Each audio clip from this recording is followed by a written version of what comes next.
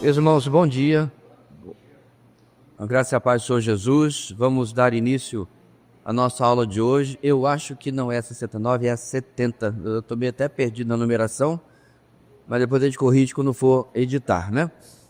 De qualquer maneira, irmãos, estamos já no finalzinho do livro de Apocalipse, nas nossas últimas aulas. E hoje, porque nós vamos ter uma reunião da igreja depois, uma assembleia, nós vamos apenas percorrer um capítulo, o capítulo 18, certo? Que é a continuação lógica do que nós vimos na aula passada, claro, no capítulo 17, mas porque o assunto é a continuação referente à Babilônia e a diferenciação entre a Babilônia religiosa, que vimos semana passada, e agora a Babilônia política, que vamos ver. Se não é um vento, é o outro aqui me atrapalhando. Vamos orar, meus irmãos. Deus querido, nós queremos te louvar, te agradecer por esse momento na tua presença, pedindo a Deus que tu possas nos conduzir a cada parte do nosso estudo com teu Espírito Santo. Dado o teu Espírito, portanto, a nós para tanto, e cobre-nos com o sangue do teu Filho. Somos pecadores, falhos, e precisamos estar inteiros e em dia com o Senhor, para poder ouvir a tua voz de forma apropriada. Esse que oramos em nome de Jesus. Amém. Escatologia. Estudo sobre os eventos e personagens dos últimos dias da humanidade, antes da eternidade, no fim do mundo, a tribulação, o milênio, o julgamento dos homens, a volta de Cristo. Palavra que vem de skatos, último, e logos, assunto, palavra ou estudo. Dentre as doutrinas bíblicas, a escatologia é aquela que se ocupa em sistematizar o ensino bíblico acerca dos eventos do porvir. Trata-se do final da história da criação de Deus, da igreja e da humanidade esboçada na revelação divina. Temos aí o nosso esqueminha, irmãos, que sempre temos olhado para refrescar nossa memória, ok? Lembrando que, tendo passado o Calvário há quase 2000 anos, nós estamos neste momento histórico em 2024, certo? Queira Deus que 2024 esteja bem aqui, ó, nessa última torrezinha, essa igrejinha, né? Amém, irmãos? Lá no finalzinho, chega. E que logo nós possamos ouvir a trombeta que irá provocar o arrebatamento da igreja e, é óbvio, a ressurreição dos mortos em Cristo, como nós já estudamos. E aí, irmãos, iniciará com a assinatura do acordo do anticristo com Israel, a tribulação de 7 anos. No texto bíblico, é esse o lugar onde nós estamos estudando, falando sobre o futuro, ok? A tribulação termina com a volta de Cristo, ele instaura o reino milenar, o reino messiânico na terra. Depois do reino existe um último conflito, certo? E aí o juízo final e a eternidade, ok? Como falei, nós estamos na tribulação, estudando a tribulação, e hoje nós vamos para o capítulo 18 de Apocalipse. Vamos ler aqui, capítulo 18 de Apocalipse, para que nós possamos entender o que vamos estudar.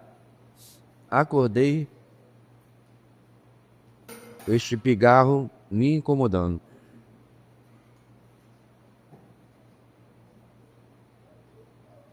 Muito bem, como vocês podem ver procurando aí, está acabando, né? Só tem alguns capítulos e a palavra de Deus se encerra. Apocalipse 18. Depois disso, vi outro anjo que descia dos céus. Tinha grande autoridade e a terra foi iluminada por seu esplendor. Ele bradou com voz poderosa: caiu, caiu a grande Babilônia. Ela se tornou habitação de demônios e antro de todo espírito imundo, antro de toda ave impura e detestável. Pois todas as nações beberam do vinho da fúria da sua prostituição. Os reis da terra se prostituíram com ela. À custa do seu luxo excessivo, os negociantes da terra se enriqueceram.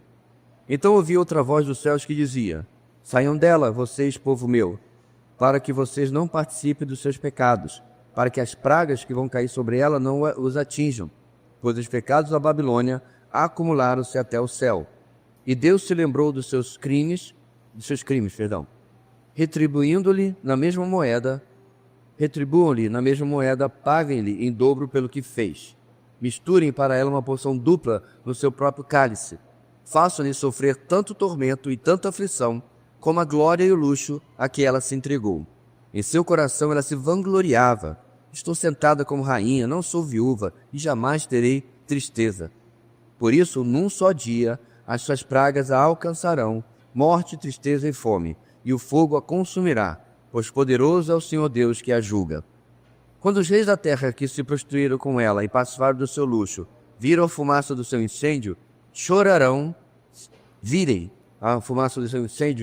e se lamentarão por ela.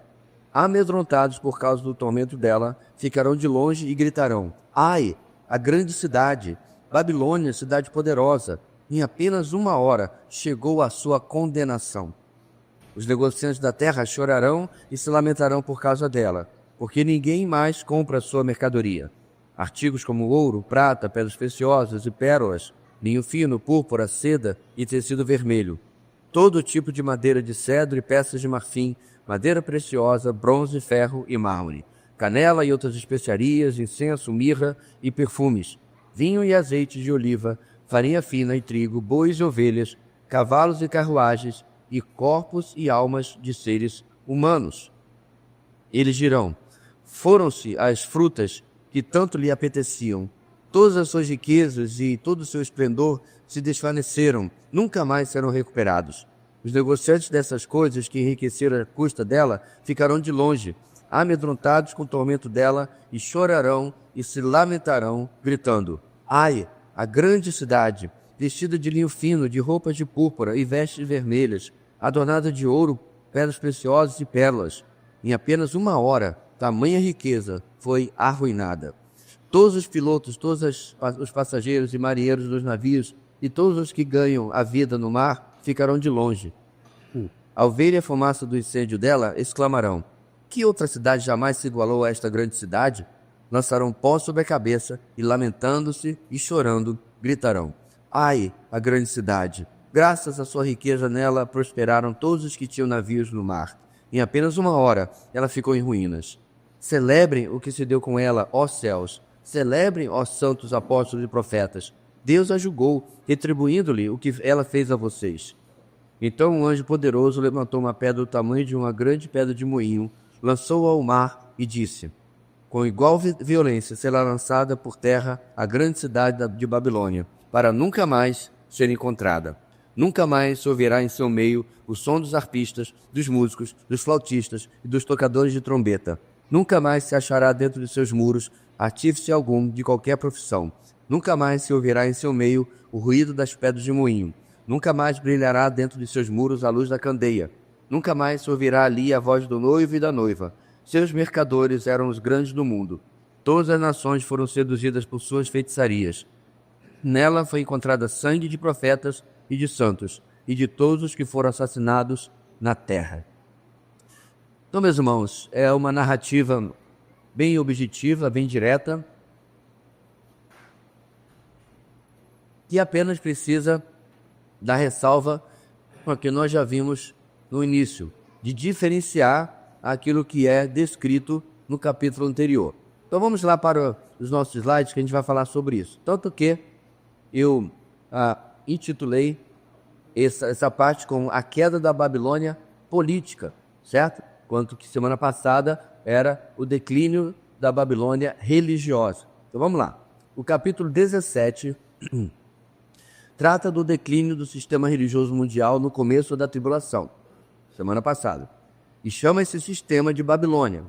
Ele é destruído pelas forças do anticristo, uma vez que ele não precisa mais do apoio do sistema religioso ecumênico e mundial.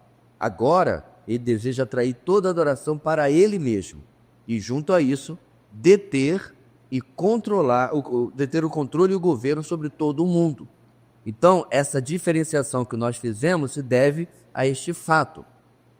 Você vê a destruição da Babilônia no capítulo 17, aí ela se repete no 18? Não.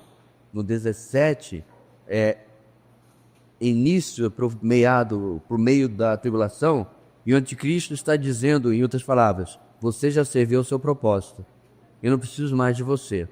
Esse sistema religioso será usado para unir a humanidade em tempos de tremenda catástrofe, em tempos de tremenda confusão, causada pelo quê, meus irmãos? Qual é o evento que vai causar todo esse transtorno no mundo no início da tribulação? O arrebatamento.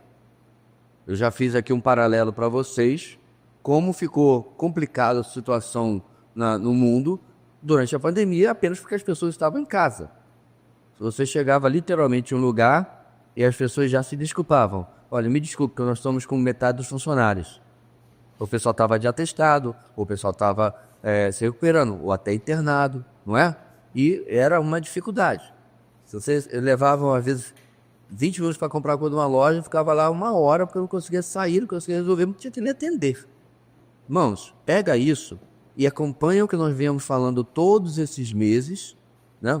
Particularmente esses últimos agora sobre escatologia, todo esse tempo sobre o número de pessoas que vai morrer. Bilhões, certo? Então, muitos negócios você tem que fechar, porque não tem como se manter. Os serviços públicos ficarão profundamente prejudicados. Então, você está acostumado a ligar para o serviço, mesmo demorar tudo mais 1 hora, eles atendem, tenha boa sorte. Então, por causa desse transtorno todo, meus irmãos, esse sistema religioso vai ser fundamental nas mãos do anticristo para unir o mundo ao redor de um bem comum, de um propósito comum. Só que agora já serviu o seu objetivo. Ele não precisa mais disso. Agora, esse sistema religioso está tirando glória dele. Está tirando a atração para ele. E aí ele vai se livrar, capítulo 17, vimos semana passada, para que ele possa ser adorado unicamente. Interessante, lembra? O falso profeta, que estava também à frente desse sistema, o traíra, dá as costas ao pessoal que ele liderava e continua apoiando o anticristo. Tipo a CPMDB, né? Fica sempre colado com quem está no poder e o camarada nunca sai de lá. Né? É meio bem assim. Não é uma estratégia ruim, não. É bem calculista, mas não é ruim. Ué, se o cara está no poder, tem todo o poder, já sei quem ele é, eu vou ficar do lado do perdedor? Não. Goodbye, ele vai, e até o final, ele vai estar com o anticristo e vai morrer ao lado do anticristo. Certo? Diga isso. Não, o sistema em si morre, mas ele é redirecionado para o anticristo, certo? Nós não temos ideia de como ele vai ser. No meu pensamento, Adson, e aqui eu estou conjecturando, ele vai ser um ecumenismo, ok? Todo mundo sabe o que é ecumenismo? É a junção de todas as religiões. Quando você tem aquele famoso culto ecumênico, quando vai se formar na faculdade, é porque quer agradar a gregos e baianos, né? Tem lá católico, o evangélico, não, tem o espírita, então ele faz esse culto, né? Ecumênico, e no qual eu já preguei pelo menos 2, mas eu só aceito se eu não for tolhido de pregar o que eu quiser pregar, porque eu não vou lá fazer culto com eles, porque não existe culto ecumênico. Eu vou lá para aproveitar a oportunidade e pregar o evangelho. Meu irmão, para pregar o evangelho, aceite convite até para o inferno. E nada disso lhe afeta. Você não vai no culto ecumênico, vai sair com o espírito mal. Oportunidade de pregar o evangelho é oportunidade para pregar o evangelho. Tem essa história muito legal, verdadeira, do pastor que aceitou, porque eu fiz amizade com o padre, aceitou ir lá na missa dar uma palavra. Do padre ao coroinha, metade da igreja se converteu. A igreja católica lá fechou. Ele só pregou o evangelho, puro e simples, sem nenhum estardalhaço. Então, o evangelho é o poder de Deus. Paulo diz, a gente não deve perder a oportunidade. Bem, mas o sistema será ecumênico. Por quê? Vai fazer as religiões, especialmente as religiões principais do mundo, se unirem ao redor da paz mundial. Tá? Isso não está tão longe não, meus irmãos. A mesa, por alguns anos atrás, o Papa reuniu o maior imã do mundo, que é o líder dos muçulmanos, reuniu com o patriarca da Igreja Oriental, que é a igreja que se separou da católica, né, e continuou para o lado oriental, certo? Reuniu com um grande rabino. Olha aí, quem imaginaria uma coisa dessa? Pastor, mas e essas religiões que não aceitam a outra? Eu também expliquei isso numa aula anterior, que toda religião tem o seu pessoal liberal legal, né? É liberal legal. Estou inventando aqui. Ele é liberal, mas ele é legal, porque todo mundo gosta dele. Ele tolera tudo, tudo tá bom. Então é esse pessoal que vai se unir ao redor dessa falsa religião, okay? Que depois será direcionada para o AC. Ok? Segundo parágrafo. Então agora, sendo no capítulo 18, irmãos, entra então em cena mais um anjo que desce dos céus. Tem grande autoridade e glória que, diz o texto, ilumina os céus. Já reparou, meus irmãos, que é anjo após anjo, após anjo, após anjo, trazendo cada nova etapa, né? Quase todo capítulo começa assim, com os anjos trazendo o que vai acontecer e trabalhando muito. A mensagem desse anjo, irmãos, é simples. Caiu a grande Babilônia. Verso 2. A questão se esta é ou não outra visão da destruição mencionada no capítulo anterior, ou seja, se é a mesma Babilônia, se resolve quando se faz uma comparação entre os capítulos 17 e 18. A comparação revela, irmãos, que estes são eventos diferentes. A mulher, no capítulo 17, estava associada, não era o poder político, estava associada ao poder político, mas não era o poder político em si.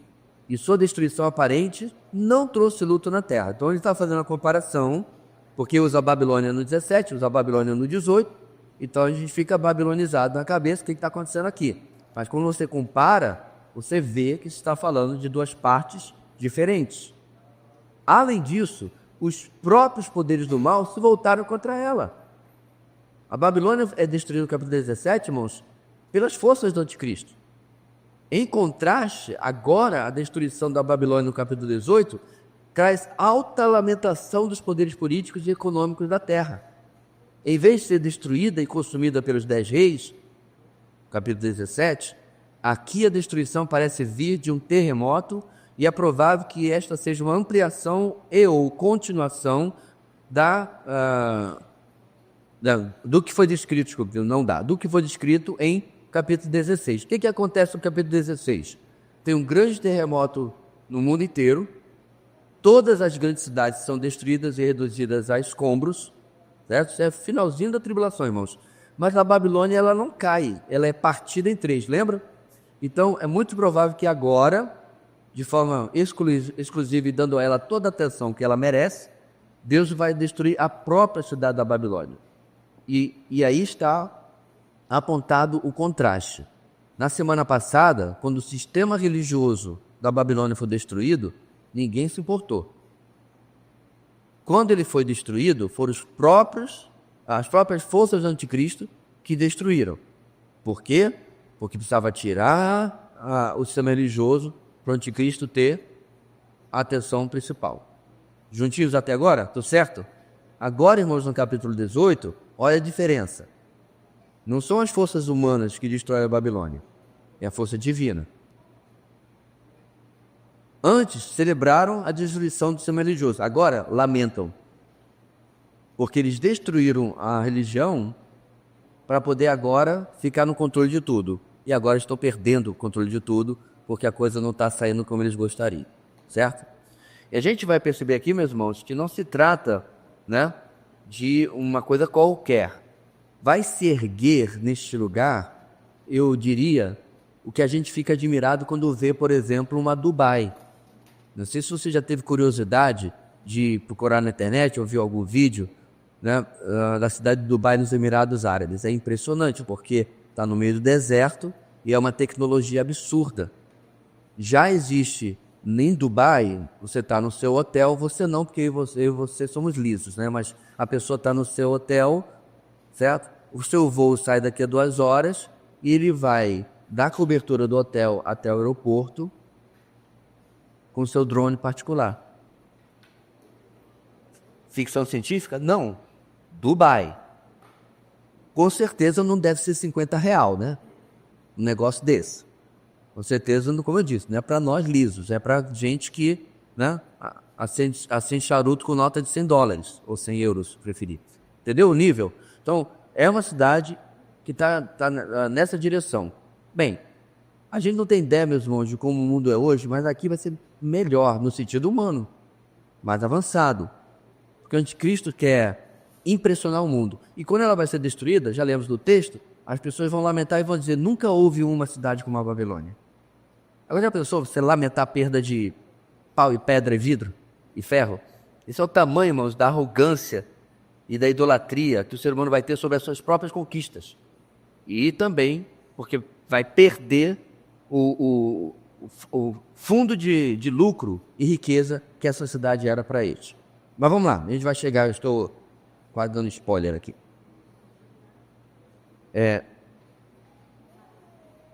Pode pular o próximo slide, de novo eu esqueci de que repliquei. O resto do verso 2, nós estamos bem no começo, irmãos, e o verso 3 retrata o poder maligno dessa cidade. O que é retratado aqui é uma grande cidade próspera, o centro da vida política e econômica. Ela será cheia de demônios e irá contaminar as nações e seus governantes com a sua prostituição. Luxúria, avareza e materialismo serão suas marcas. Tudo que o ser humano de hoje gosta. Eu espero que você não seja ainda assim, mas qual de vocês, qual de nós não gostava de ficar, o pessoal mais antigo, vendo a revista Caras? Porque a fulana de Beltrana foi passar fim de semana na ilha de Caras. Eu olhava, eu estava num dentista, uma coisa assim. Kiko, eu fui passar o fim de semana na casa da minha avó e ninguém ficou impressionado. Mas o pessoal do mundo, meus irmãos, baba por isso. A pessoa nunca criou nada, nunca inventou nada, nunca contribuiu nada com a sociedade, né? Literalmente, um mentecapto, não tem capacidade criativa de raciocínio nenhuma, mas é importante a opinião dela e as pessoas querem ser como aquela pessoa. Então, esse culto ao materialismo, culto a esse novo termo da modernidade chamado celebridade, tem se alastrado, meus irmãos, por causa, obviamente, da mídia, nos últimos 30, 40 anos, e é uma febre. E não parece parar, não. Agora, quando é que você sabe que você está de boa? Quando o pessoal começa a dizer assim: você sabe quem morreu? Fulano. Aí você, é primo de alguém? É teu parente? Não, menino. É lá do BBB. BBB para mim é bom, bonito e barato. É quando eu vou procurar alguma coisa para comer ou para comprar, entendeu? Bom, bonito e barato. É do BBB. Não, é da Fazenda. Não, é da novela tal, sei lá o quê. Tá. O que te importa? Será próximo? Você vai no velório? Né? Deixou alguma coisa para ti? Mas as pessoas estão interessadas nisso daí. Então, eu estou brincando aqui, mas para você entender que existe uma cultura sendo formada no mundo que não é coincidência. Não é coincidência. Então, cada vez mais as pessoas estão atrás de ter as coisas. Precisa-se ter as coisas. Por qual outra razão alguém compraria, isso é o que a gente fala lá no Rio, né? Uma calça lá em Nova Iguaçu, do lado de onde comprou a calça, compraria o logotipo da marca cara e mandaria bordar. Para quê? Deu R$30 na calça jeans, né, lá no barracão da gente. Agora eu vou falar um negócio que vocês conhecem, Nova Iguaçu, acho que ninguém nunca foi aqui. Só o Jackson já foi. Aí compra R$30 ali numa calça jeans, aí vai noutra loja e manda botar uma, né? Pastor, as pessoas fazem isso. Talvez até algumas aqui já fizeram. Espero que em outra vida não faça mais. Mas ou pior, não dá R$30, dá R$3.000. Uma coisa que não precisa, para impressionar a gente que não está nem aí para a sua vida. Importante, vamos parar para pensar nisso. Bem, ponto é, meus irmãos, que se você já ouviu falar sobre materialismo, vai ser levado à 10ª potência aqui nessa cidade. Ok? O julgamento de Deus faz dela um lar para demônios e um abrigo para todo espírito maligno. Um abrigo para toda ave imunda e detestável, é a descrição do texto. Pois todas as nações beberão, irmãos, o vinho enlouquecedor dos seus adultérios. Essa religião falsa é como uma droga que leva os homens à loucura. Enquanto trouxe riquezas aos comerciantes, agora está condenada a destruição. Desculpa, eu frasei errado. Agora está condenada à destruição. Então, trouxe os homens à loucura, irmãos, vírgula, enquanto trouxe riquezas aos comerciantes, mas agora está fadada à destruição. Então, como você não vai amar esse lugar? Está lhe enriquecendo, está lhe dando melhor. Agora lembra, irmãos, alguns anos atrás o mundo entrou em colapso. Esse pessoal todo sumiu. Eles devem estar pensando, não fizeram falta, porque era o meu vizinho chato, que só ficava cantando, né, sobre Jesus. Beleza, que bom que foi embora. Mas isso causou um tremendo impacto no mundo. Quando você tem bilhões de pessoas, no arrebatamento, eu não sei se vai ser estudo, temo que não seja, mas vamos lá. Milhões a milhões, talvez bilhões de pessoas desaparecendo, tem impacto econômico ou não tem? Tinha um monte de gente consumindo o seu produto. Cadê esse pessoal? Eles podem até não gostar da gente, mas gostam do nosso dinheiro, com certeza absoluta. Então, tudo isso eles estão se recuperando. E a Babilônia vai ser a fonte de onde eles vão conseguir grande parte disso daí. Bem, após o pronunciamento do anjo, outra voz do céu instruiu o povo de Deus a deixar a cidade para que escapassem do julgamento que viria sobre ela. Então, nos versos 4 e 5. Talvez por questões, irmãos, de trabalho ou outras necessidades, alguns santos, alguns discípulos do Messias já estão se convertendo, ainda vivem na Babilônia e bem perto da fonte da perseguição daqueles dias. Porém, eles devem fugir da cidade para quê? Primeira razão, não sejam contaminados com seus pecados. Segunda razão, não sofram a disciplina que viria sobre ela. É interessante, meus irmãos, porque esse texto, sair dela, o meu povo, da Babilônia e tal, é extremamente usado nos dias de hoje, interessante, né?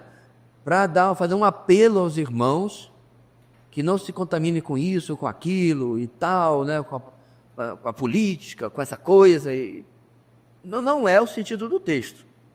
O texto está se referindo aos salvos na tribulação que porventura tem alguma ligação com a Babilônia, como eu disse, talvez vínculo de trabalho. Talvez já estavam lá e se converteram. E aí, como é que você faz? Não é simplesmente fácil mais você se relocar no mundo que está, né, em transtorno. Então, mais o anjo, a voz diz, está na hora de sair. Primeiro, para que vocês não sejam corrompidos. Segundo, para que vocês não sejam destruídos com o julgamento que virá sobre ela. Agora, é claro, meus irmãos, que dá para tirar um princípio e uma aplicação espiritual no sentido de que nós, sim, devemos nos afastar o máximo possível de todo tipo de ambiente ou grupo, o que quer que seja, que possa comprometer a nossa vida com Deus. Se você tem a possibilidade de que aquela convivência vá atrapalhar a sua vida espiritual, corromper a sua vida espiritual, com certeza, aí você pega o texto e usa, sai dela, meu povo, não pertence a você. E de outra forma, nós podemos aplicar também, meus irmãos, que Jesus disse que nós estamos no mundo, mas não estamos no mundo. Com certeza, no seu ambiente de trabalho, tem algumas situações que você tem que fazer o risco na terra, né? O risco na areia. Ó. Daqui eu não passo. Qual de vocês que já participou de uma administração pública e não foi convidado para participar de um negócio não tão normal, correto assim? Você teve que fazer, espero, né? O risco dizendo, daqui eu não passo. Nós temos ainda um grande amigo, desde que chegamos aqui, que quando eu trabalhava com loja, já tive loja aqui na cidade, ele era do setor de licitações. E o secretário só queria que ele ficasse lá, porque, segundo o secretário, ele era incorruptível. Falava o secretário, o que é uma bênção, de chamar que o nosso irmão era assim. Mas ele contava para mim, às vezes, quando o nível de pressão que é. Porque até mesmo o cara que botou lá porque ele era incorruptível, de vez em quando queria um pouco de flexibilidade para os amigos do rei, né? Assim, o pessoal que vive perto da corte. Pastor, tem isso na administração pública? Ah, ingenuidade, onde é que você vive? Complicado, meus irmãos. O cristão tem que ir, ou seus colegas de trabalho têm procedimentos como, olha, hoje eu não vou, bate ponto para mim. Eu não vou, bate ponto para mim. Eu não sou uma pessoa muito inteligente, mas alguma coisa está errada. E aí, meu irmão? Você vai ser o chato ou vai ser legal? Vai ser o chato que com todo jeito vai dizer, olha, você me perdoe, mas eu não posso fazer isso pra você, porque você de fato não tá aqui. Não, mas é um negócio importante. É a festinha da escola da minha filha. Nenhum funcionário lá de fora, do setor privado, pode fazer a mesma coisa. Mas aparentemente ele pode. Ou você, pastor, só fala do setor público. É verdade, eu tenho um pouquinho de... Mas tudo bem, justiça. Você então é de uma empresa que é convidada a participar de algo ilícito. No setor privado você é convidado, e aí? Faz ou não faz? Ganha ou não ganha dinheiro? Ah, eu lembrei de uma coisa, até porque eu olhei pro Ricardo. Uma conhecida minha trabalhava para 2 médicos e eles pediam, tá vendo? Ela não tem nada a ver com o setor público. Se abria um pacote de algodão, cobrava o pacote inteiro do paciente. Mesmo que usasse 4 chumaços de algodão. E ela estava sem dormir. Aí eu falei, filha, olha só. Você já sabe as respostas. Mas vou te ajudar. Você tem que chamar os seus patrões e dizer assim, olha, eu não tenho tranquilidade de consciência de fazer isso. A não ser que a gente vai pegar o pacote de algodão todinho e fazer depois o kit, né? Tudo que a pessoa está sendo cobrada e ela vai levar para casa. Porque de pacotinho de algodão em pacotinho de algodão, o lucro da clínica explodia, né? Então, meus irmãos, essas situações estão no nosso dia a dia. Sai dela. Não participe da sua corrupção. Até porque, meus irmãos, o juízo, vamos para a segunda parte, do Senhor virá. Lembra do pessoal do gafanhoto? Para o pessoal mais novinho na cidade, o escândalo dos gafanhotos foi a rachadinha daqui. Certo? Contratava... Você não, mas... Quem, irmãos? Sinfrônio, sempre ele. Contratava o Sinfrônio por 5 mil, o Sinfrônio ficava com 1.000 e o deputado ficava com 4. Rachadinha, só que é o que chamava os escândalos dos gafanhotos. Um monte de crente foi pego, irmãos. Infelizmente. Até não criamos pânico.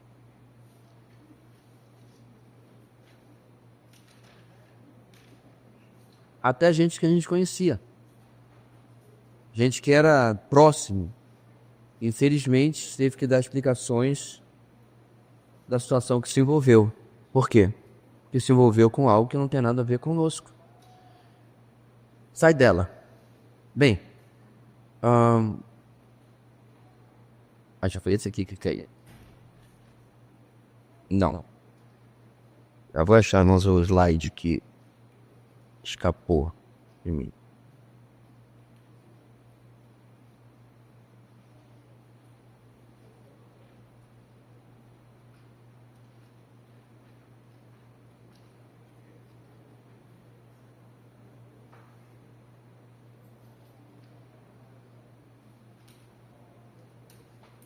Sim. Será que tem um buraco negro no chão? Porque o que está ali não está aqui.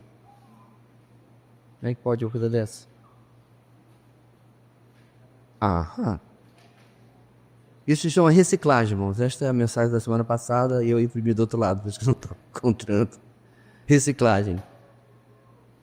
Muito bem. O pecado dela se acumulou e Deus iria cobrar. Essa é uma figura conhecida, irmãos, nas Escrituras. Por exemplo, se falou exatamente isso quanto a Sodoma e Gomorra. Se falou isso quanto a terra de Canaã. E falou isso, irmãos, quanto a Babilônia, a cidade, lá de 2.000 anos atrás, de Nabucodonosor. São 3 exemplos bíblicos onde a maldade desses lugares, né, subiu até Deus. Se você lembra bem, por exemplo, foi exatamente isso que Deus falou para Abraão. Subiu a minha maldade de Sodoma e Gomorra. E Deus destruiu, como a gente bem conhece. Sobre Canaã, por que, irmãos, o povo teve que ficar 400 anos entre a promessa de Abraão e a posse da terra prometida? Abraão recebe a promessa, depois Isaac, aí vem Jacó, e Jacó vai para o Egito. Esse é o que ocorreu na época de José, ok? Por que eles não voltaram imediatamente quando a fome acabou? Porque eles não foram imediatamente feitos escravos. Foi Deus que os reteve lá no Egito. Por quê? Porque a medida da maldade dos amorreus ainda não se cumpriu. Deus deu 400 anos para o povo de Canaã mudar de vida. Aí o Deus intolerante, o Deus irado. Eles não mudaram, e aí você conhece a história do Êxodo e a conquista da terra por Josué, ok? Então, é a mesma situação, a maldade se acumulou e Deus trouxe o juízo. Bem, a Babilônia futura receberá tortura e tristeza proporcionais à sua glória e luxo, dos quais ela se gabava de ser uma rainha, verso 7. Morte, luta e fome, também fogo virão sobre a cidade em um dia, diz o verso 8. Aí ela está sendo destruída, temos a descrição de como ela está sendo destruída. Passa aí, meu filho, só para eu confirmar que eu estou no slide certo. Meus slides não têm numeração. É isso daí, quando reis? Não. De novo, estou no lugar errado. Pronto. Muito bem. Quando os reis que estavam envolvidos com a cidade virem sua destruição, né, eles ficarão tristes, lamentarão e clamarão. Verso 9. Ai, a grande cidade, Babilônia, cidade poderosa, em apenas uma hora chegou a sua condenação. Verso 10. Os comerciantes também lamentarão a queda da cidade, pois não poderão mais fazer comércio com a cidade. Verso 11. A descrição dos versos 12 e 13 indica o grande luxo e riqueza da cidade. Isso, obviamente, se refere a uma situação econômica e política em vez de uma situação religiosa. O luto dos comerciantes é semelhante ao dos reis. Ai, ai, ó grande cidade, verso 16. Capitães do mar, marinheiros e outros em ocupações de navegação lamentarão de forma semelhante. Ai, a grande cidade vestida de linho fino, de roupas de púrpura e vestes vermelhas, adornada de ouro, pedras preciosas e pérolas. Em apenas uma hora, tamanha riqueza foi arruinada. Versos 16 e 17. E ainda dirão, que outra cidade jamais se igualou a esta grande cidade? Lembra que eu falei da admiração que tinham? Verso 18. E em profunda sinceridade, aí que eu acho interessante, irmãos. Eles estão lamentando, estão dizendo, olha, era uma cidade como nenhuma outra. Olha o que eles falam em seguida. Ai, a grande cidade, graças à sua riqueza, nela prosperaram todos os que tinham navios no mar. Em apenas uma hora, ela ficou em ruínas. Agora, olha o que eles falam no verso 20, irmãos. Celebre o que se deu com ela, ó céus. Celebrem, ó santos, apóstolos e profetas. Deus a julgou, retribuindo-lhe o que ela fez a vocês. Interessante, né, irmãos? O que parece é que o povo da época já tinha uma percepção, uma noção de que nós estamos numa disputa, nós contra alguém. E aparentemente, não sei se entendendo tudo o que está acontecendo, eles estão dizendo, olha, isso está acontecendo por causa do Senhor Deus que está contra nós. É muito provável, meus irmãos, na minha cabeça, porque a gente vive num mundo muito admirador de Deus, entre aspas, que o anticristo vai criar uma figura, né, de Deus distorcida, e um Deus que agora está indo contra a humanidade. E é por isso que vai haver essa disputa, essa polarização, para usar um termo moderno, né? Bem, todos os três grupos, reis, mercadores e marinheiros, falam de sua destruição como repentina, em uma hora, versos 10, 17 e 19. Enquanto o mundo lamenta a destruição da Babilônia, os santos são instruídos a se alegrar, porque Deus a julgou pela maneira como ela os tratou. Então você vê, meus irmãos, mais uma vez o contraste nas Escrituras, particularmente no Apocalipse, mostrando que Deus vai julgar os ímpios e vai continuar protegendo e resgatando e justificando aqueles que estão ao lado do Senhor. Claramente, de uma forma, de uma vez por todas, para não se haver dúvida, quem vai estar de cada lado, e que existe apenas, irmãos, dois lados. Não tem uma opção aqui. A gente precisa sempre reafirmar isso, porque por causa do comportamento bonzinho de A ou B, a gente tem essa tendência de achar que, pastor, mas fulano é tão bom, né?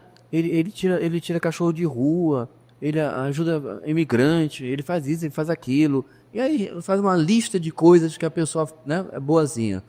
A gente precisa lembrar, meus irmãos, que a salvação continua sendo da mesma forma, não mudou absolutamente nada, continua sendo unicamente através do nome de Jesus, como Pedro pregou lá em Atos.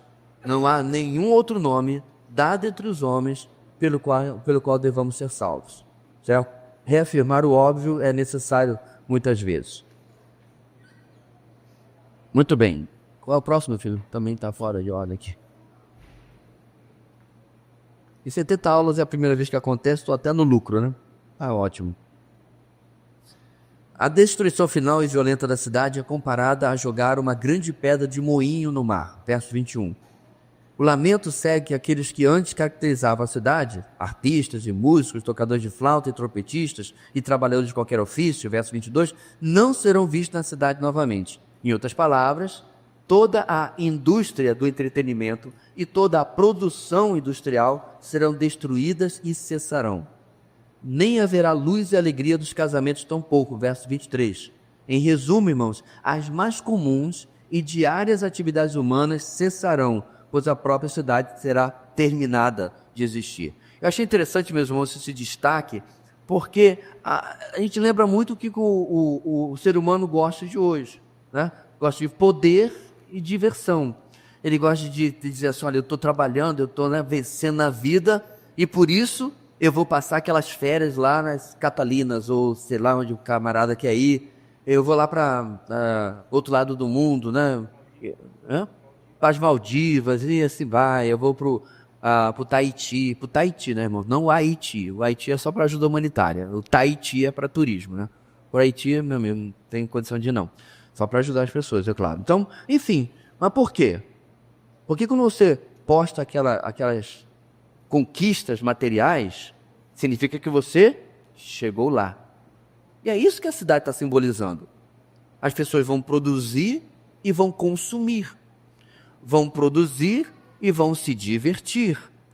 E é claro, meus irmãos, que há bom entretenimento. Você pode sentar e assistir um bonito concerto, ou um show, né, de maneira comportada. Mas não é bem por aí que a coisa vai. Porque nós já vimos num contexto que vai ser a prostituição, a luxúria e tudo mais misturado nessa cidade.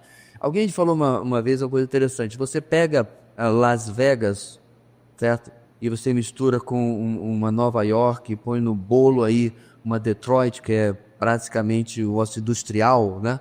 E você vai ter mais ou menos uma situação de uma cidade perfeita. A humanidade vai adorar isso daí. Riqueza produz pra caramba, você tem onde gastar o dinheiro e tem como gastar como você quiser. Esse que é o pior. A gente pensa assim, pastor, mas será? Gente, quando você tem uma humanidade que hoje, com tudo aquilo que existe hoje, de lei, de ordem, inclusive do próprio cristianismo pregando a diferença entre certo e errado, pega um canal que fala sobre tráfico infantil. Sério, dá medo de ter filho. É uma coisa... Eu até comento sempre com a minha esposa, quando eu ia levar os meninos na Federal, aquele campus é muito espaçado, né? Muito vazio, assim. E de vez em quando eles deixavam lá, eu vinha. Aí lá, no meio do nada, mato de um lado, mato de outro. Uma menina de 20 e poucos anos andando. Eu só tive homens, né, irmãos? Se eu tivesse filho, a menina ia ser paranoico. Ah, você pode ir até sozinho pra faculdade, mas leva esse Scott Bailer contigo aqui rapidinho. Então, um pitbull de presente pra você criar desde pequenininho, treinava pra estar do lado. Assiste Sons da Liberdade. Aquela primeira cena daquele pai, meu irmão, é de acabar. E aquilo não é ficção, meus irmãos. É o que está acontecendo no mundo hoje. Eu contei para vocês da senhora que eu encontrei algumas semanas atrás, que trabalhou em várias cidades, trabalhou também em países como Moçambique, no chifre da África, ali perto da Eritreia. E ela trabalhou principalmente com tráfico humano. Bom, essa é a hora que eu quase falei para ela, chega, senhora. Chega que meu cérebro não está conseguindo mais, a esponja encheu. Meninas e meninos de 8, 9, 10, 11 anos sendo sequestrados para a venda de órgãos. Agora, tu achas que na tribulação vai ser melhor? Tu acha que na tribulação as pessoas vão ser mais humanas? Então, se o ser humano está assim hoje, na terra que está a igreja aqui, e o Espírito Santo aqui atuando do jeito que atua, e quando a igreja não estiver mais aqui, o Espírito Santo não estiver atuando desse jeito, muito pelo contrário, Tessalonicenses diz que Deus enviará um espírito de engano para que acreditem na mentira, porque eles recusaram a verdade. Eu olhei, meus irmãos, ser cristão na tribulação, para esses que se converterão depois, não vai ser coisa fácil. Para terminar, irmãos, esse contexto aqui, a razão para o seu julgamento é que Deus, por sua feitiçaria, olha a palavra para feitiçaria. Eu estou no lugar certo? Tá, agora estou. Olha a palavra para feitiçaria. Farmaqueia. Lembra alguma coisa? Aham. O pessoal que está fazendo farmácia aí, não sei não. Interessante como é que língua funciona, né? A palavra feitiçaria vem do grego farmaqueia. Bem, a razão do seu julgamento é porque sua feitiçaria, todas as nações, por sua feitiçaria, todas as nações foram desviadas de Deus. E ela era culpada de assassinar profetas e santos. O entendimento aqui, meus irmãos, é que toda essa atração que a gente já se referiu é verdadeira e vai acontecer, mas existe também um fator espiritual. Lembra dos demônios que vão habitar? Então, aquela sua teoria da conspiração que por trás do sucesso de tal marca tem pacto com o diabo, pelo menos nesse caso aqui, vai ser verdadeiro. Não se preocupe. Hoje eu não sei, porque o pessoal fica, não come no McDonald's, porque aquele M é um tridente que não sei o quê. Gente, minha geração adorava essas coisas. Desde estudar a Bíblia, ficava vento. Não, porque o Burger King e aquela coroa, na verdade, são chifres e tal. É. Já ouviu da maionese Hellmann's? Hell, inferno. Man, homem. Certo? Não. Porque não é inglês. É alemão. Hellmann's em italiano, enfim, em alemão significa o homem da luz. É o sobrenome do fundador, só isso. Nem me peço, vou falar sobre o moleque, né? Eu chamo o menino de moleque, porque você está invocando o Moloque. Não, o nível de, meus irmãos, de burrice do evangélico médio é de dar vergonha. É por isso que às vezes o incrédulo ri da gente, por causa dessas besteiras. E tem gente, faz um canal de exposição bíblica no TikTok. Você, sua mãe e mais 2 irmãos vão acompanhar. Faz um canal sobre curiosidades da Bíblia. E tudo fora de contexto, não tem nada a ver. Lembra que eu falei da caverna lá na Mesopotâmia? Que o pessoal ouviu vozes. E aí falaram que eram os 4 anjos de Apocalipse que estavam presos lá. Vai ver os comentários, irmãos. Jesus está voltando mesmo, né? Mas não por causa disso aí. Não por causa dessa imbecilidade no TikTok. E o pessoal adora essas coisas. Quantidade de vídeo que eu recebo disso, meus irmãos, eu gostaria que fosse pouca, mas não é não. Infelizmente. Então, eles vão seduzir, conquistar tudo por meios espirituais, usando, é claro, como falamos, a prosperidade material, o entretenimento e tudo que já vimos aqui. Seguindo adiante. Vamos voltar um pouquinho, irmão, sobre aquilo que a gente já discutiu, sobre a questão da identidade da cidade, ok? Passa aí, por favor, para o Adson, enquanto eu dou uma adiantada aqui, que o nosso tempo urge. A questão existe sobre a qual cidade está em vista aqui. Uma visão comum, como a gente já falou, né, antes, é que se refere à cidade de Roma, por causa da proeminência de Roma como sede da Igreja Católica Romana e capital do antigo Império Romano, e sobre aquilo que a gente viu semana passada, das 7 colinas, né? Alguns encontram confirmação disso no fato de que os reis e mercadores do mar poderão ver a fumaça da queima da cidade e Roma está a apenas 32 quilômetros do litoral. Outras evidências parecem apontar, né, para o fato de que é a própria Babilônia localizada no rio Eufrates, que no final dos tempos será convertida em um rio de navios. Quando todas as evidências são estudadas, a conclusão parece apontar, de fato, para a Babilônia sendo reconstruída como a capital do Império Mundial no fim dos tempos, em vez de Roma, na Itália. Os expositores da Bíblia, no entanto, continuam divididos sobre esta questão. Estou apenas trazendo, meus irmãos, como título de informação, né? Existe, se você vai pegar um comentário de Apocalipse, ele vai dizer que esta vai ser a cidade de Roma. Alguns vão ser até mais ousados e dizer que é o próprio Vaticano, certo? É tudo conjectura beirando a especulação. Mas outros vão afirmar, meus irmãos, o óbvio. Está falando Babilônia? Está se referindo, de fato, à reconstrução aonde era a antiga Babilônia. E ele faria isso, o anticristo, como até uma forma de simbologia, né? Uma vez que ele é contra tudo aquilo que se refere a Deus, a Babilônia aqui se aplicaria perfeitamente. Eu sou tendente à segunda opção, que é a mais óbvia do texto. O texto diz que a Babilônia é Babilônia. É o que faz mais sentido, tá? Posso estar errado? Vamos, pode ser Nova York. Essa é a parte da profecia que não vai pagar a dívida externa, tá? Uma coisa eu sei, não é Mucajaí. Então a gente pode ir por eliminação, tirar um monte de cidade, né? No Alto Alegre, né? Não é nem Boa Vista, coitado. Certo? Diga, Adson. E o som do meu microfone amarelo? Morreu aí. Tem que ligar embaixo. Não. Embaixo. Isso. Ficou verdinho? Agora vai. Oi. Era justamente isso.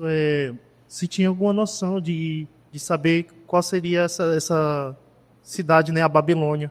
Porque no versículo 24 ele coloca, né? Nela foi encontrado sangue de profetas e de santos e de todos que foram assassinados na terra. Que dá a entender que isso aconteceu no passado, né? A ideia é isso, na Terra, mas durante a tribulação. Certo? Mas aí quando ele cita profetas, por exemplo. Santos em si, mas profetas... Não, a gente não pode pegar profeta só do Antigo Testamento. Mas a ideia é de todos aqueles que estavam profetizando, pregando o Evangelho durante aqueles dias, certo?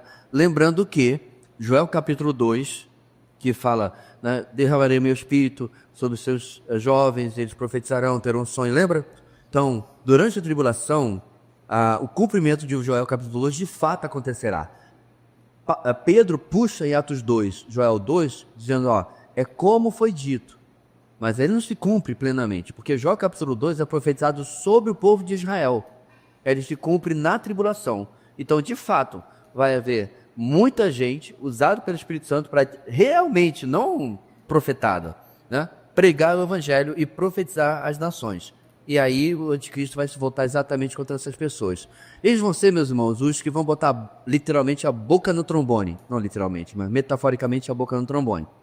E aí, obviamente, o anticristo não vai gostar disso. Eles vão expor a realidade do sistema que eles estão vivendo. E pregar, obviamente, o Evangelho. Então eles vão ser perseguidos e a Babilônia vai ser o centro dessa Gestapo, né, por assim dizer. Quando eu entendi assim, vai haver santos que vão estar habitando nessa cidade, como o senhor disse, que justamente vão falar para eles sair, né? Mas é como eu entendi, quando ele fala esses profetas, eu entendi que fosse do passado, né? E aí justamente eu entendo que no contexto geral os cristãos eles foram perseguidos de todas as épocas, né? Mas aí justamente dá para entender que no Império Romano, onde houve uma intensificação, né? Por isso que dá para entender assim que a Babilônia seria esse Império Romano, mas perseguir os profetas do Antigo Testamento, Roma nem existia. Mas a gente acaba, entendeu? Puxa o cobertor para cá, falta do outro lado para puxar para cá. Porque se fossem os profetas do Antigo Testamento, bem, não é que Roma não existia, mas Roma não era o império. Era mais uma cidade como qualquer outra. Aí não caberia a conclusão. Muito bem. Os eventos do capítulo 17 serão cumpridos na metade dos 7 anos, enquanto os eventos do capítulo 18, onde nós estamos agora, ocorrerão no final dos 7 anos. Então a Babilônia religiosa é destruída na metade da tribulação. Para o final da tribulação é a Babilônia cidade mesmo, né? O poder político e econômico. A destruição da cidade da Babilônia é o golpe final. O tempo dos gentios está chegando ao final. Esse tempo dos gentios, irmãos, começou quando o exército babilônico atacou Jerusalém lá no ano 605 e 587 também. Isso se intensificou definitivamente com a queda de Jerusalém no ano 70. O que está se referindo ao tempo dos gentios, meus irmãos? Israel sendo paulatinamente colocada de lado na história, exatamente pela sua rejeição do plano de Deus. Por que acontece o cativeiro babilônico? Porque eles não se viram e não se sujeitam ao que Deus está planejando. Então eles voltam no cativeiro, mas eles continuam na contramão de Deus. Eles veem o Senhor Jesus, eles continuam na contramão de Deus, e aí vem a queda de Jerusalém no ano 70 com o general Tito. Jerusalém, contudo, cairá novamente sob domínio gentil na tribulação. Aí já é Zacarias capítulo 14 que nos fala. Pouco antes do Messias retornar para restaurar Jerusalém. Com a queda da Babilônia, tudo isso está chegando ao fim. O rei está quase chegando. O inverno passará e Aslan voltará. E C.S. Lewis acertou na mosca. Ele estava dizendo exatamente sobre isso aqui. Metaforicamente, no conto dele, das Crônicas de Nárnia, o inverno é a tribulação. E onde a rainha branca reina, ela é claramente a figura do dragão, do anticristo, do mal, como você quiser colocar, né? O ponto, meus irmãos, é que Jerusalém, ela vai por uma última vez, já começa isso no meio da tribulação, quando o anticristo assume o templo, mas de uma vez ele vai cair nas mãos dos gentios, e aí ela vai ser liberta pela última vez com a vinda do Senhor, que é logo no próximo capítulo. Com os capítulos 17 e 18, dando insights e informações adicionais sobre os principais movimentos religiosos e políticos da Terra durante os 7 anos finais, o cenário agora está pronto para o clímax do livro de Apocalipse, a segunda vida de Cristo, no capítulo 19. E aí, meus irmãos, nós chegamos ao que vamos ver na semana que vem. Olha lá, capítulo 19, o rei montado em um cavalo branco. Então, meus irmãos,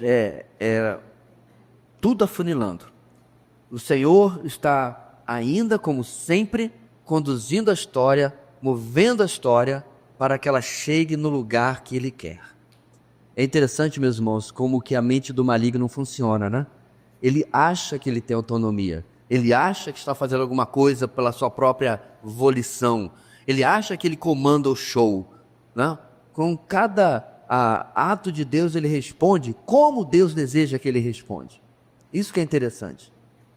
Deus destrói a Babilônia e agora ele vai juntar os exércitos que lhe restaram, né? Vimos já no Vale de Josafá, no Vale de Jezreel, perto do Monte Megido, para o Armagedon. É exatamente o que Deus quer que ele faça. Então, é interessante, meus irmãos, como que a gente pensa em Satanás, ele é realmente esse ser extremamente inteligente, mas eu acredito, meus irmãos, que a arrogância é a criptonita da inteligência. Ela torna qualquer pessoa burra. Arrogância é o que não falta a Satanás. Então ele realmente acredita que ele vai vencer no final. Caso contrário, ele não faria o que ele fez. Lembra que a gente tocou nesse assunto? Por qual razão ele levaria o Filho de Deus ao deserto em Mateus capítulo 4? Porque ele estava crente que ia vencer, que ele conseguiria fazer o Senhor Jesus pecar. Porque, meus irmãos, já falei, Satanás ele pode ser tudo, mas ele não é burro, ele não faz as coisas, não dá ponto sem nó. Ele faz A mais B porque ele tem certeza que ele vai chegar até C. Mas no meio do caminho tinha um cordeiro sem culpa e mácula que não funcionou com ele. Talvez ele tenha pensado, tem funcionado com a humanidade esse tempo todo. Tudo bem que ele é Deus, mas ele é homem também. Só que ele falhou nas suas racionalizações teológicas. A gente sabe muito bem o que está lá em Mateus capítulo 4. Né? Vez após vez, o Senhor Jesus respondeu de maneira magistral, nos deu tremendas lições sobre como se resiste à tentação. Está escrito. Não está amarrado. Não se resiste à tentação com frasezinha gospel. Se resiste com conhecimento bíblico vivido. Importante, viu? Não é conhecido, é vivido. Está escrito. E vez após vez, Satanás beijou a lona. Bem, não tinha lona, ele beijou o pó mesmo no chão. E 40 dias o Senhor foi vitorioso. Aí você pensa assim, ele aprendeu sua lição. Não, mas não aprendeu. E Apocalipse mostra isso. Ele vai mudar suas estratégias, né? Adaptar as suas armas para no final tentar chegar ao mesmo resultado. Derrota. E a derrota vai ser feia. Próximo capítulo, o rei está voltando. Alguma pergunta, meus irmãos? Alguma colocação? Não?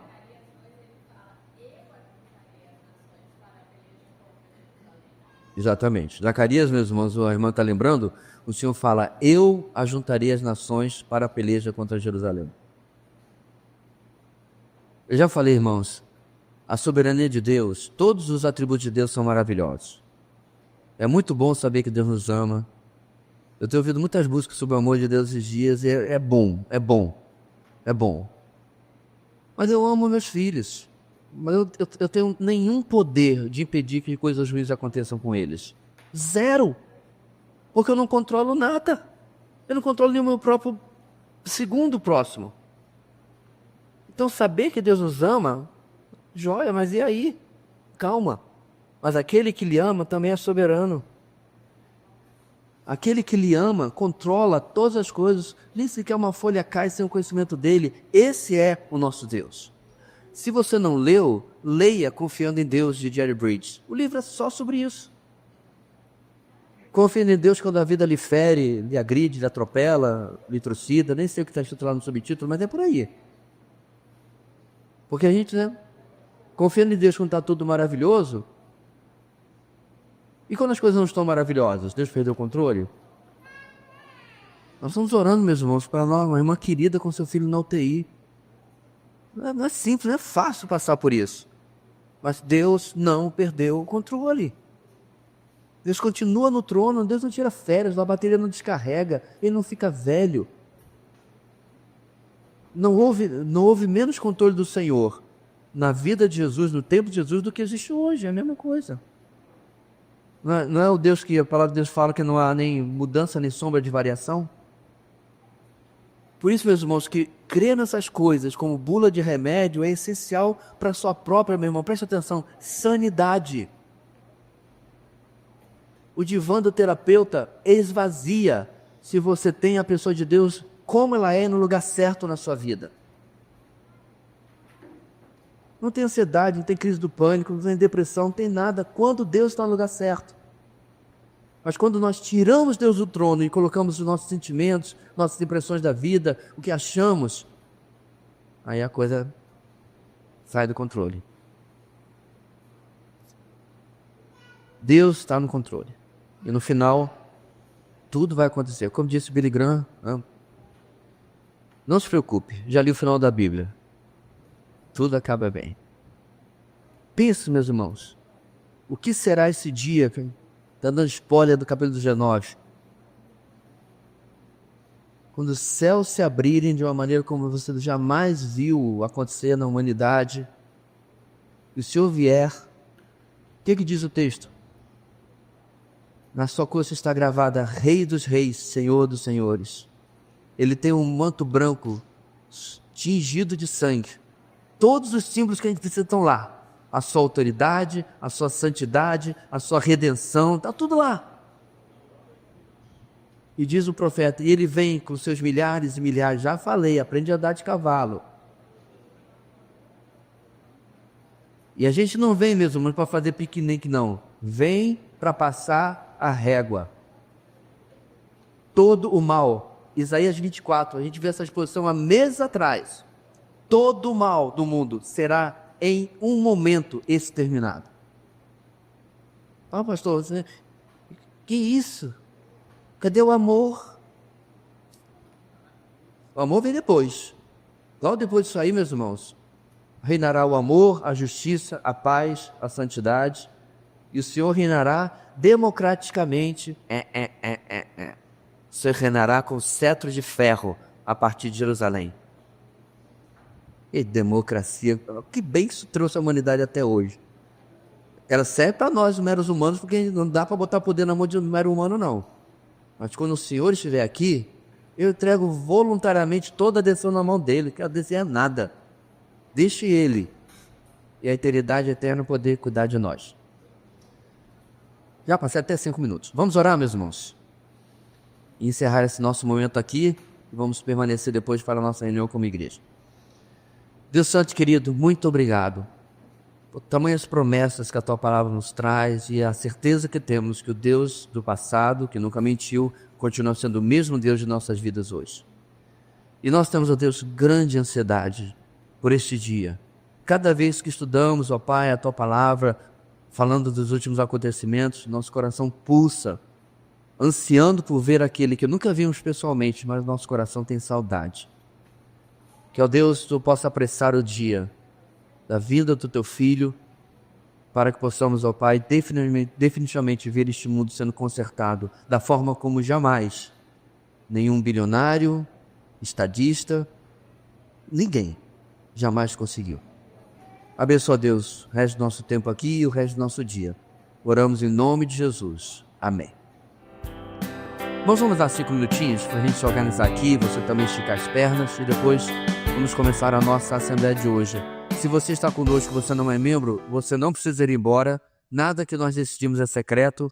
Você é nosso convidado para permanecer entre nós. Obrigado, irmão.